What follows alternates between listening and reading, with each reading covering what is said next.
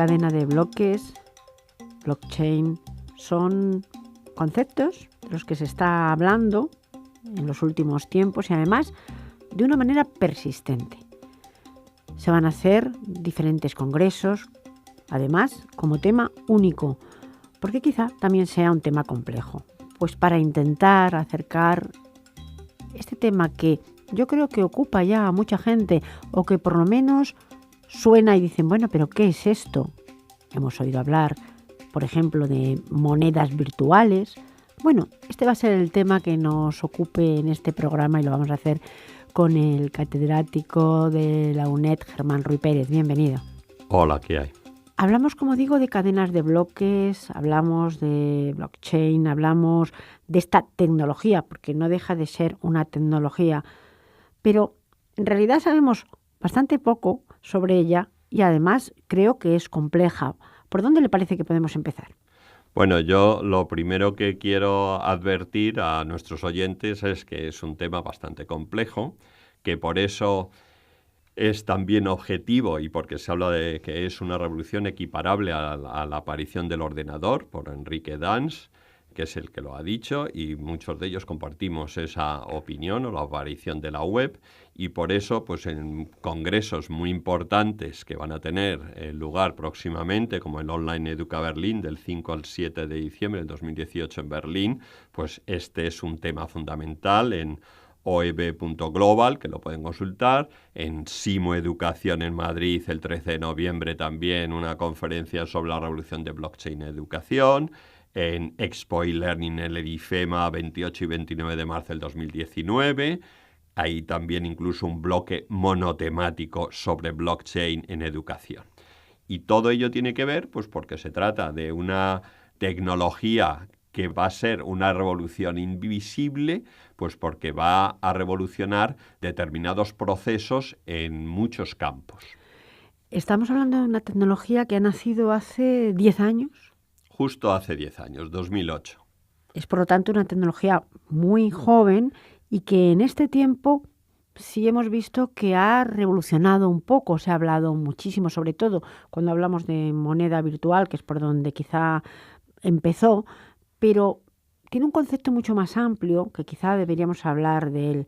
Porque cuando hablamos de cadenas de bloques, pues en nuestra mente viene algo que en realidad no se ajusta a lo que es. ¿Podríamos explicar un poco y de la manera que se pueda, porque es complicado y mucho más con un micrófono, qué es esto de cadena de bloques y sobre todo, por qué nació en el año 2008 y para qué?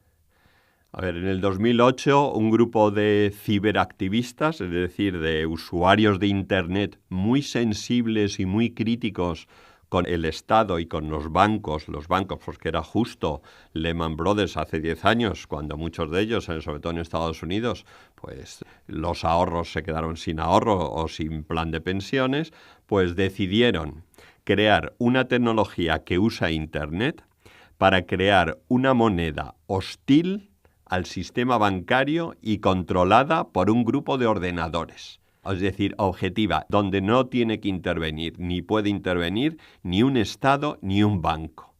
En este caso, el Bitcoin, es decir, como una medida agresiva. Y como base de esa tecnología, la tecnología para generar esa moneda virtual, que otro día hablaremos monotemáticamente de ello, pues se utilizó una tecnología que es la cadena de bloques, llamada blockchain. Y hay que saber diferenciar, porque Bitcoin como moneda virtual pues es muy criticada porque se utiliza todas estas monedas virtuales para el pago, sobre todo en el mundo de la delincuencia, pago de rescates, etcétera, por su semi-anonimato.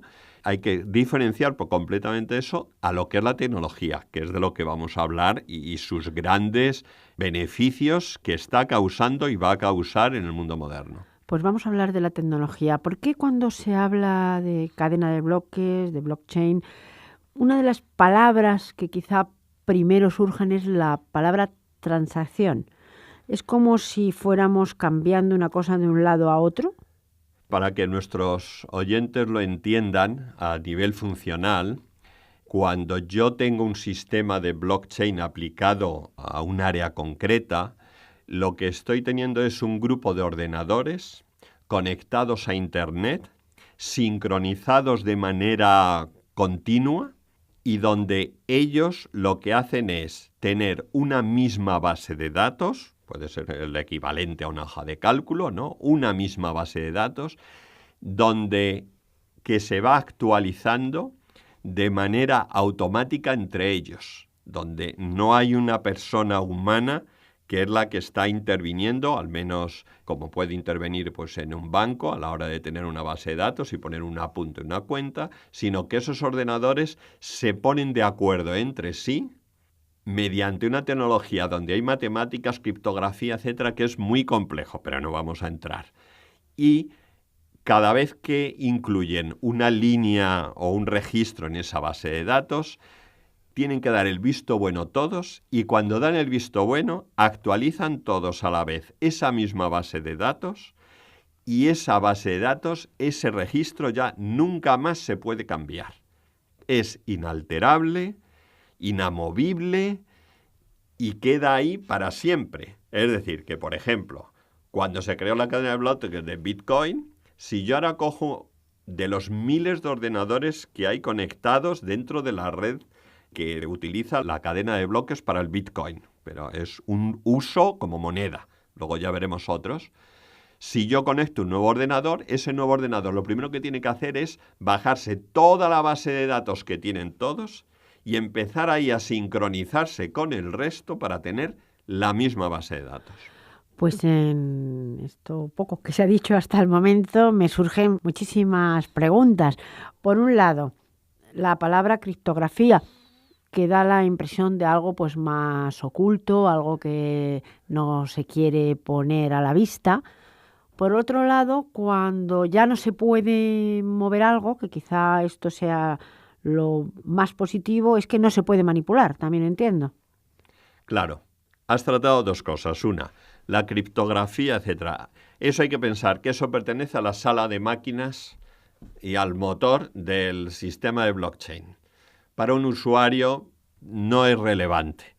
No es relevante. Otra cosa es pues al informático o al que tiene que configurar esos ordenadores para que entre ellos utilicen criptografía a la hora de resolver una nueva registro. Ahí estamos hablando del lenguaje, simplemente. Eso es de un lenguaje, eso yo ahí no entro, que otro día podríamos entrar, pero esto es un sistema muy avanzado. Hay que pensar que la criptografía hasta hace poco era considerado un saber estratégico que no solamente del Ministerio de Defensa, era una ciencia que suponía una ventaja competitiva muy grande. No entramos ahí, equivalente a lo que puede ser hoy la ciberguerra o las ciberarmas para hacer un ataque. No vamos a entrar ahí. Pero sí vamos a entrar en lo otro, y es que yo voy a tener una base de datos que cada vez que incluya en un momento determinado un registro, ese registro va a quedar ahí para siempre, con día, hora, minuto y segundo, y con ese registro. No manipulable, por tanto, y más transparente. Claro, porque yo en cualquier momento, yo ahora, por ejemplo, cojo toda la cadena de bloques, lo que es la base de datos de Bitcoin, y yo ahora mismo me bajo todas las transacciones, todos los movimientos que ha habido de Bitcoin desde el primer día. Nadie puede borrar nada. Y con eso de nadie podrá borrar nada, eso quiere decir que yo puedo reconstruir todos los monederos o todas las cuentas de todos. Pero todo significa todos.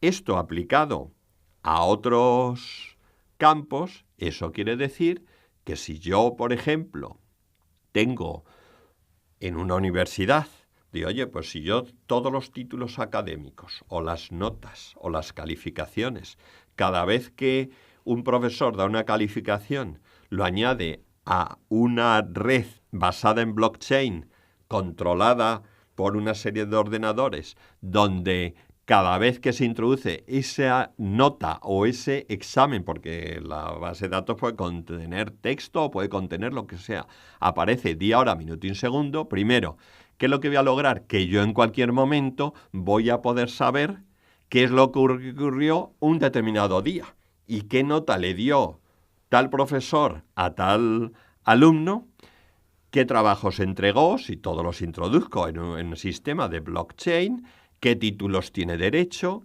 qué títulos recibió. Primero, nadie va a poder reconstruir su pasado, que es lo que está ocurriendo ahora.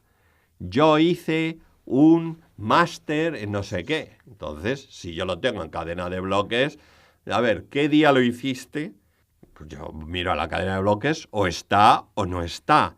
Si no está, evidentemente, no lo hizo. Yo ya no puedo reconstruir. Yo lo único que puedo hacer es que en esa cadena de bloques añadir un registro a fecha de hoy, a lo mejor pues rectificando una nota de la anterior, pero lo que se hizo antes se hizo y eso no hay manera de retirarlo. Por lo tanto, vemos, quitando y dejando aparte el Bitcoin y las monedas, que hay otras monedas, no solamente el Bitcoin, vemos que las aplicaciones de la cadena de bloques, del blockchain, es muy amplia. En educación ya hemos visto, que ahora hablaremos un poquito, de que va a haber varios congresos con tema único, pero son muchos los campos, el campo de las patentes, el campo de la seguridad, el campo de las obras de arte, pero precisamente para lograr que todos esos campos sean mucho más seguros. Exacto. Primero, en España somos uno de los países pioneros, por eso estamos aquí hablando en la radio y, de hecho, recientemente la Deutsche Welle, una emisora alemana y radio alemana, aparece también en la web, un informe de lo avanzados que estamos aquí en blockchain. En España hay un proyecto pionero que es Alastria. Alastria es un consorcio de empresas privadas y donde también está la administración en diferentes instituciones para probar toda esta tecnología. La vicepresidenta Montserrat Guardia pues tiene aquí un papel importante, sobre todo para coordinar.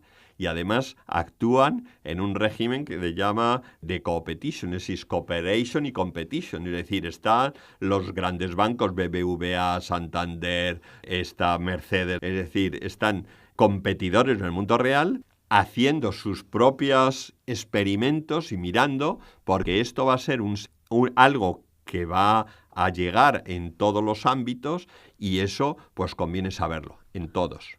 Una cosa curiosa, y por hacer un pequeño paréntesis, es que empezaba diciendo que esto comenzó en un grupo, podemos decir, o denominar antisistema, que de alguna manera lo que quería era separarse o luchar contra lo que ahora mismo, bueno, pues según estamos hablando y al hilo de lo último, se va a hacer cargo de lo que son las cadenas de bloques. Es decir, aquí ya entran los bancos, entra todo el sistema, entra porque se ha visto que esta tecnología pues tiene y puede dar muchísimo de sí. Esta tecnología da para las criptomonedas tipo Bitcoin y crear, que veremos a ver si se consolidan, una moneda aparte del sistema financiero. El problema que tiene esa moneda es la gran inestabilidad, es decir, de cotización, pero tiene también otras muchas aplicaciones y es sobre todo lo que comentabas antes y ya lo anunciabas, es el tema de la trazabilidad. Es decir, yo puedo reconstruir el histórico de cualquier proceso que a mí me interese. Es decir, en todo campo donde haya una bolsa de fraude, ahí va a estar blockchain, sin lugar a dudas. Por ejemplo, en el tema de los títulos, pues ya la CRUE y ya las universidades van a tener su propio modelo de sistema de blockchain. La Unión Europea, pues tener el carné de formación basado en blockchain, porque sobre todo para mejorar la movilidad. Yo puedo haber hecho cursos y másteres en diferentes sitios en la Unión Europea y voy a un sitio a presentar mi currículum y claro, ahí va uno con fotocopias o escaneado en el PDF y claro, muchas veces el empleador pues tiene que hacer un acto de fe. De esa manera se va a poder hacer el seguimiento, eso quiere decir que se va a poder verificar en el momento y que te van a dar un carné basado en el blockchain, en cadena de bloques, donde ese carné va a decir qué titulaciones tienes tú sin necesidad de ir tú con Pulsa ni verificaciones. Es que eso va a estar verificado y vamos a ver que es el gran problema que existe ahora y que ha salido con los políticos, que hay una gran inflación de los currícula. Que hay mucha gente que entra a una empresa o entra a la administración, etcétera, diciendo yo soy ingeniero y resulta que no es ingeniero y que le faltaba algo y entonces eso se va a venir abajo. Por lo tanto, seguridad supongo que estará también y entrará esta cadena de bloques, si no ha entrado ya, pues en las seguridades nacionales y supranacionales, porque a mí me parece que el tener y un control común y compartir, que muchas veces nos Claro. ocurre, ¿no? Pues si no sabemos qué ha pasado un asesino o alguien muy buscado en un país y es casi imposible localizarlo en otro. Todo esto de alguna manera sí podrá poner en común. Sí, ese es uno de los grandes retos que tenemos que cambiar de mentalidad.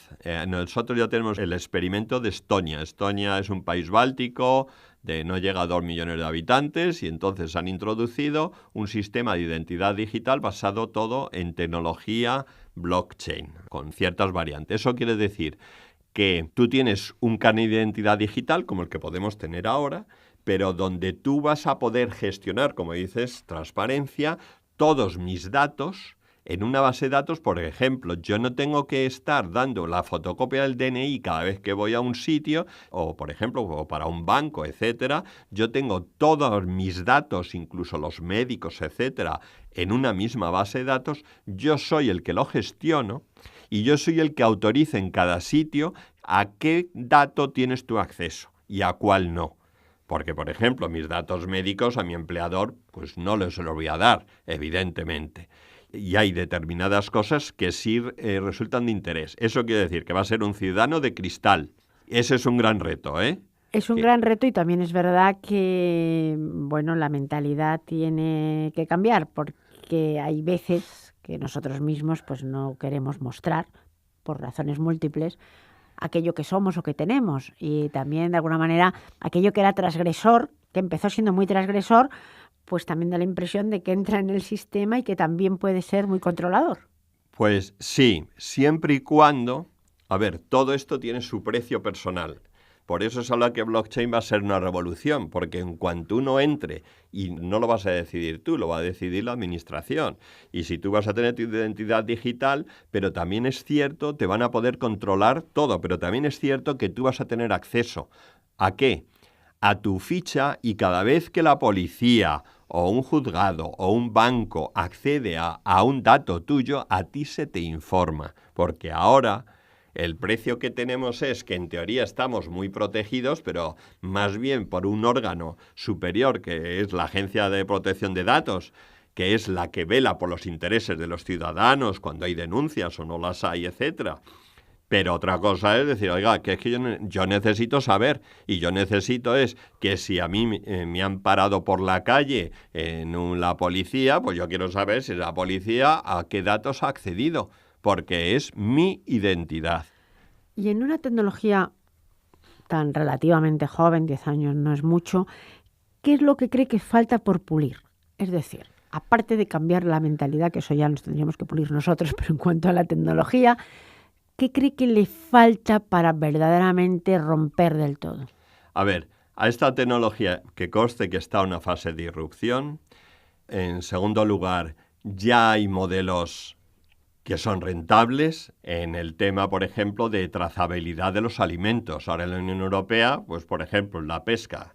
Yo cuando voy a una pescadería nos aparece la etiqueta completa. Pero esa etiqueta completa, dónde se pescó, en qué zonas, si es pesca extractiva, etcétera, todo eso vía blockchain desde que se pesca el atún o el pez que sea, ya en ese momento ya se le da de alta en una cadena de bloques, de tal manera que aunque luego se trocee, etcétera, yo voy a saber en una base de datos colectiva toda la trazabilidad de todo eso. Claro, eso quiere decir que va a ser muy difícil el fraude. Y sobre todo que yo voy a saber transparencia total, porque es que ahora muchas veces lo que funciona es, y por eso hay muchos fraudes, en el sentido de que, oiga, yo le estoy vendiendo aquí mejillones gallegos, y resulta, como hay fraudes, porque los está importando por detrás de Marruecos, que son más baratos. Eso no va a ser posible, porque cada mejillón o cada grupo de mejillones va a tener su trazabilidad, y eso no va a ser posible. Pues seguiremos hablando de cadenas de bloques, de blockchain y además, después de que se celebren por lo menos los que se van a celebrar este año, esos simposios tan importantes, pues creo que será también un buen momento para ver y saber qué es lo que se ha dicho y cómo se ha avanzado. Seguiremos hablando, profesor Ruy Pérez. Sí, gracias. Yo por eso quería animar esto al Online Educa Berlín, al Simo Educación el 13 de noviembre, Online Educa Berlín es ahora el 5 al 7 de diciembre en Berlín, y también al Expo Learning de IFEMA referido a la educación. Y ya otro día hablaremos concreto porque hoy no hemos tenido tiempo del caso concreto de educación. Pues hasta el próximo programa. Gracias.